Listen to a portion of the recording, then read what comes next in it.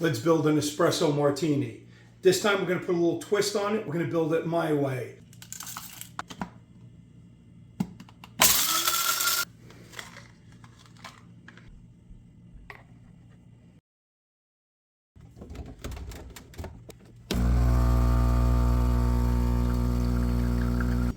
In a shaker, let's build 2 ounces of a boozy vodka,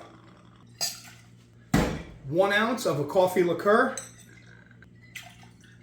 1/4 ounce of a simple syrup, and 1 ounce of our fresh espresso.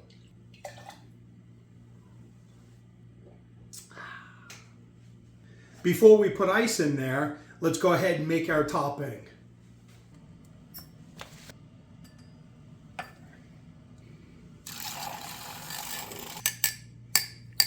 Let's add our ice. Double strain.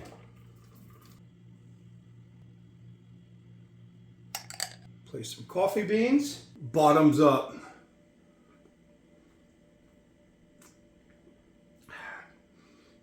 Dear goodness.